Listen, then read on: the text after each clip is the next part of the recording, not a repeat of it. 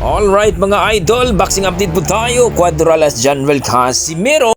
Noong nakarang araw mga idol ay naibalita po natin na kung saan ay kumpirmado na ang laban ni Cuadralas Casimero mga idol dito sa isang hapon ngayong December 27. Ilang days na lang mga idol ay lalaban na uli ang ating pambato sa bansang Japan na kung saan mga idol hindi daw ito basta-basta na kalaban. Pero ayon sa ating mga boxing fans, lalong-lalo na mga hitters ni Casimero, baka tatalunin na naman daw itong si Casimero dahil sa malaking plano. Well mga idol, marami nga nagsasabi na kailangan hindi magpakumpiyansa itong si Cuadralas Casimero dahil alam naman natin ang mga Hapon na talagang napaka-disiplinado na yan at hindi natin alam na may ibubuga din itong kanyang kalaban. Pero kung titingnan mo ang experience talaga mga idol, hindi talaga, no?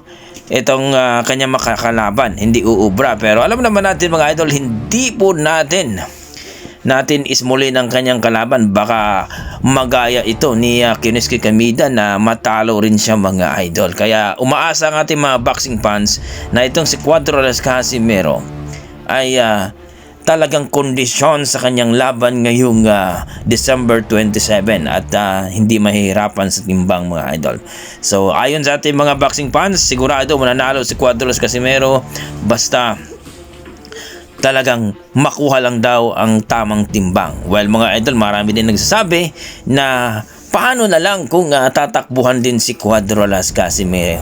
Kaya daw mayroong gagawin daw si Casimero dito na plan B para kung sakaling magtakbuhan mahabol niya. Well mga idol, alam naman natin mga idol na itong si Cuadralas Casimero uhaw din sa panalo, kaya umaasa ang ating mga boxing fans na manalo si Casimero dito sa kanyang papalapit na laban. Sa kabilang banda mga idol, ito na nga mga idol, binanata ni The Flash Nonito Donaire itong si Cuadralas Casimero mga idol na kung saan nonsense daw kausap. Kung maalala natin mga idol, nung nakaraang 2022, muntikay na itong maglaban mga idol.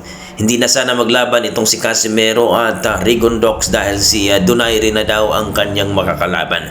Pero biglang umatras itong si Donaire sapagkat binastos daw niya ang kanyang asawa ni Casimero mga idol. So hindi na tuloy mga idol. Kaya binanatan itong si Casimero na nonsense daw kausap, no, sapagkat after ng laban daw ni Rigondeaux, nagbigay naman daw sila ng kontrata na maglaban or matuloy ang kanilang laban, pero hindi daw pumirma itong si Casimero. Well mga idol, hindi natin alam kung sino talaga ang nagsasabi ng totoo. Wala naman daw dumating na kontrata dito kay Casimero, kaya walang laban na nangyari mga idol. So maganda sana mga idol kung naglaban itong dalawa, kung baga fried to fried. Dito makikita natin mga idol ang legend, kasi legend na itong si Donaire mga idol, no? Kung maripinsahan ba niya at kung hindi ba siya matalo dito kay Casimero. Marami nagsasabi mga idol na hindi daw uubra itong si Casimero ni Donaire. Marami din nagsasabi na hindi daw uubra itong si Donaire kay Casimero dahil mas malakas daw itong si Casimero kung makipagsabayan lang daw ni Casimero. Titingnan natin mga idol. Pero sabi ni Donaire mga idol, papalag naman daw itong si Donaire ni Casimero kung itong si Casimero talagang bababa ito ng 122 pounds or super bantamweight division. Akitin daw ito ni Donaire kung magkasundo daw sila sa presyo.